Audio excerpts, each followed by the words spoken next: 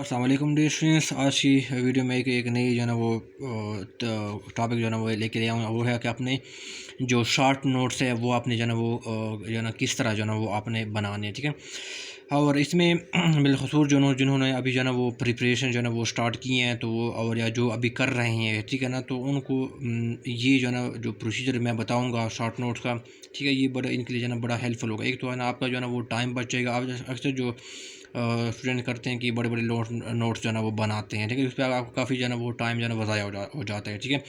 तो इसके नोट से क्या होता है, आपका टाइम भी जो है ना वो सेव हो जाएगा, नंबर एक। और फिर जो है ना आप जब भी रिवीजन करेंगे, ठीक है, तो आपसे क्या करेंगे, इसकी मदद से क्या करेंगे, आप इसकी क्या करेंगे, रिवीजन करेंगे, ठीक है। और दूसरा ये है कि अगर आप मिसाल के तौर पर आपका कल जो है ना वो टेस्ट है, ठीक है, तो आज के दिन जो है ना आप इसके जो है ना इस शॉर्ट नोट की मदद से क्या क्या कर सकते हैं, आप पूरी की पूरी जो है ना सेल टैक्स हो गया, इनकम टैक्स हो गया, या फेडरल एक्साइज जो है ना वो एक्ट है, ठीक है, उनकी पूरी आप एक जो है ना एक दिन के अंदर जो है ना इस शॉर्ट नोट की मदद से आप इसकी रिवीजन जो है ना वो कर सकते हैं, ठीक है। तो मैंने जो है ना एक एग्जाम्पल मैंने आपको जो है ना वो दिया हुआ है, तो आप जो है ना सिर्फ समझाने के लिए, ठीक है, कि आपने इस तरह जो है ना वो बनाने हैं, ठीक हो गया।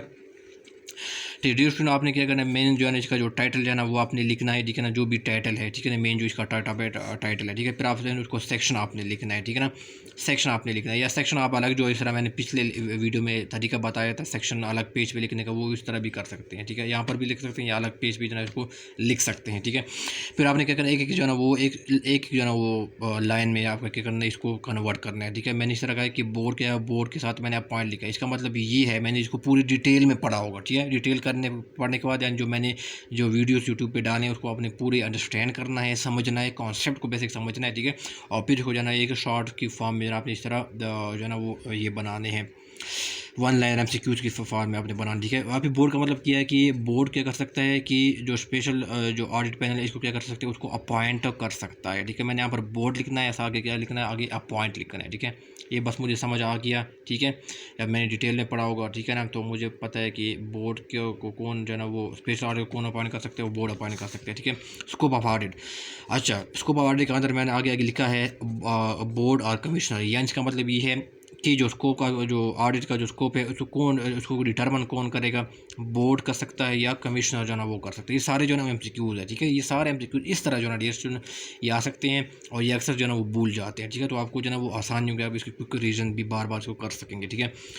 फिर यानी जो ऑडिट पैनल है इसको डायरेक्ट कौन कर सकते हैं, उसको ऑर्डर कौन जारी कर सकते हैं, या तो बोर्ड या कमिश्नर जो है ना वो उसको ऑर्डर या डायरेक्ट जो है ना वो कर सकता है, ठीक है।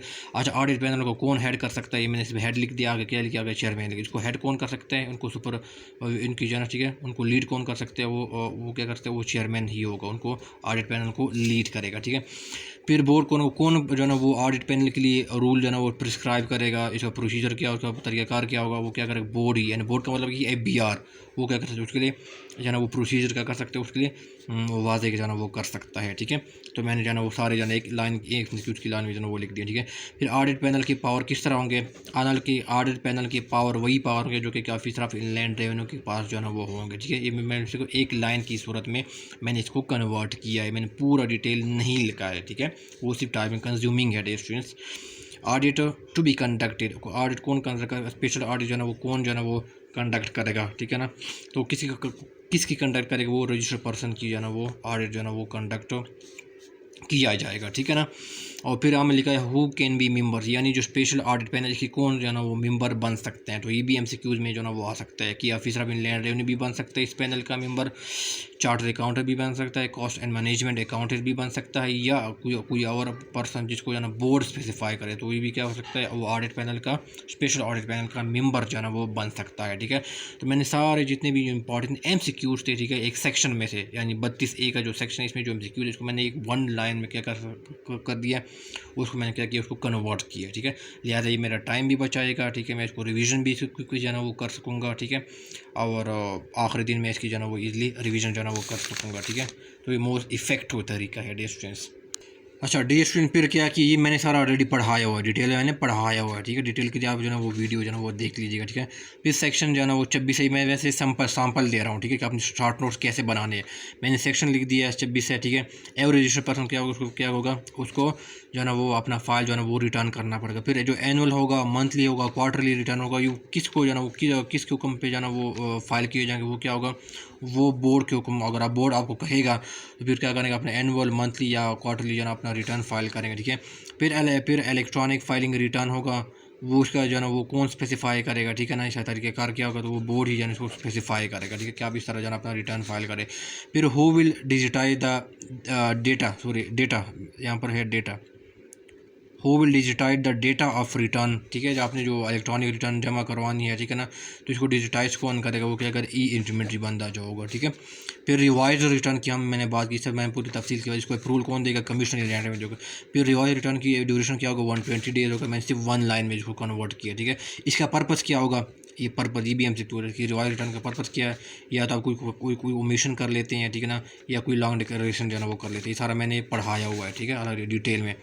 फिर अप्रूवल नॉट रिक्वायर्ड, किस सूरत में जो है आपको कमिश्नर से अप्रूवल रिक्वायर्ड नहीं होगी रिवाइज रिटर्न की सूरत में, तो वो क्या होगा, if revise return is filed with in 60 days, अगर आप उसको फाइल करते हैं तो आपको अप्रूवल की, कमिश्नर की अप्रूवल की ज़रूरत नहीं हो रही, ठीक है। तो मैंने सिर्फ एक MCQ एक लाइन की सूरत में मैं इसको कन्वर्ट कर दिया, ठीक है।